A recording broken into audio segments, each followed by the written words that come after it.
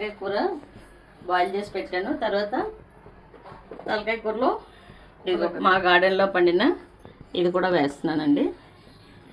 ఏంటి చింత చిగురు, అంటే కొంచెం పొడుపు తగిలితే టేస్ట్ వస్తుంది. చింత చిగురు మంచిది కదా, విటమిన్ సి ఉంటుంది. దొరికినంతసేపు తింటే మంచిది. ఇక ఆయిల్ వేసానండి కొంచెం.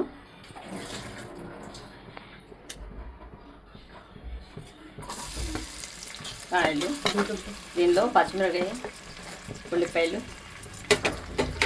వేసాను.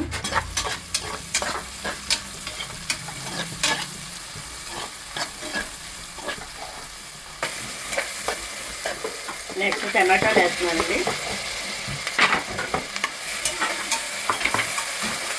టమాటాలు వేస్తాను. టమాటాలు కొంచెం సాల్ట్ వేస్తాను, బాగా మగ్గుతుంది.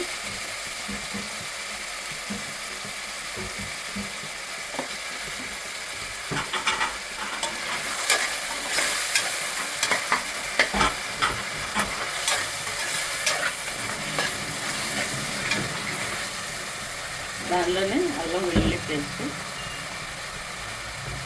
జీలకర్ర, ధనియాలు, అల్లం వెల్లుల్లి పేస్ట్ వేస్తాను.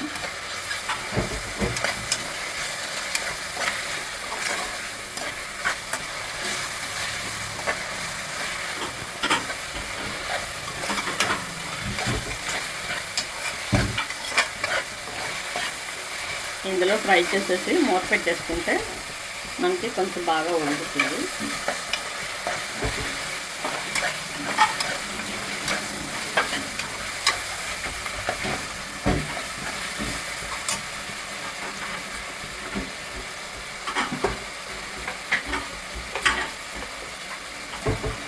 దీనిలో కారం వేస్తున్నాను. ఇది స్పూనర్ ఉంటుంది, ఈ స్పూన్ పెద్దది.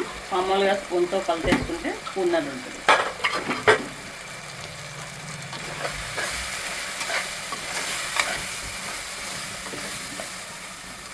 దీనిలో నలిపిన ఇదిగోండి చింతకూర బాగా నలిపాము. నలిపేటప్పుడు ఏమవుతుందంటే కాడలు అవి బయటకు వచ్చేస్తాయి. ఇది కూడా ఇందులో మిక్స్ చేస్తున్నాను. చింతకూర, తలకాయ మాత.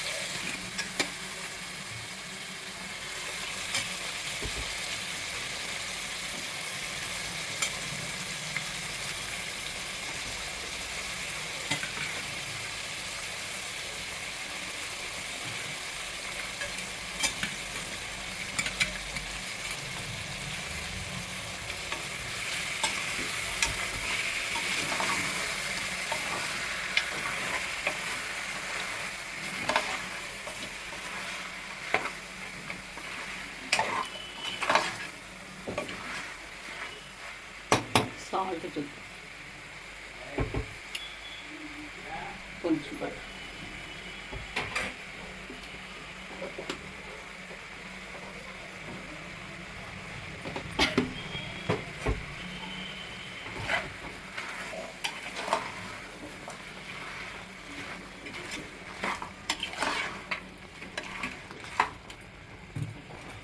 ఇది బయట ఉడకబెట్టింది.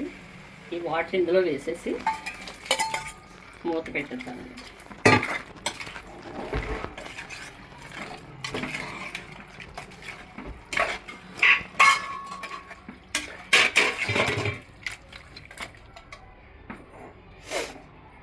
ఇది చింతకాయ వేసాం కాబట్టి కొంచెం గ్రీనిష్గా ఉంది. సో కొంచెం కలర్ కోసం కాశ్మీరీ మిర్చి వేస్తున్నాను. కొంచెం కలర్ఫుల్గా ఉంటుంది. మనకి సౌత్ ఇండియన్స్ కలర్ఫుల్గా ఉండాలి కూరలు.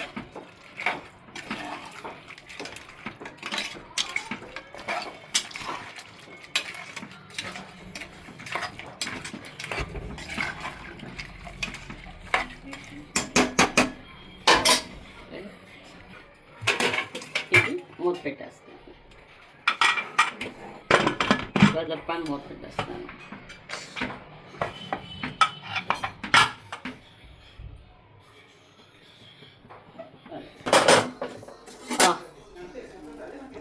తలకాయ కూర అలాగే చింత చిగురు భలే తయారైపోయింది. ఒకసారి టేస్ట్ చూద్దాం. వా, చాలా టేస్ట్గా ఉంది. ఒట్టి తలకాయ కూర అయితే ఫ్యాటీగా అనిపించేది. చింత చిగురు వేయడం వలన టేస్ట్ ఇంకా బాగా వచ్చింది. సరే, దీన్ని డిష్ అవుట్ చేద్దామండి. డిష్ అవుట్ చేసి దీన్ని డిష్ అవుట్ చేద్దామండి. ఆయిల్ కూడా ఎక్కువ పడలేదు, ఫ్యాట్ కూడా అందులో ఫ్యాట్స్ కూడా కనిపించలేదు. సో ఇలాగే ఏదైనా వేసుకుని వండుకుంటే చట్నీస్ టైప్ బాగుంటుంది. ముక్క కూడా బాగా ఉడికిపోయింది. చెప్తాను.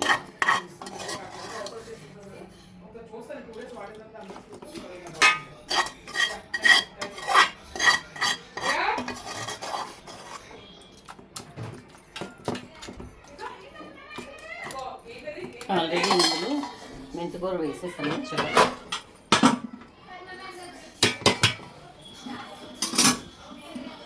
ఇదిగోండి బన్న తలకాయ అలాగే చింత చిగురు కూర రెడీ. చాలా టేస్ట్గా వచ్చింది. మీరు కూడా ట్రై చేయండి.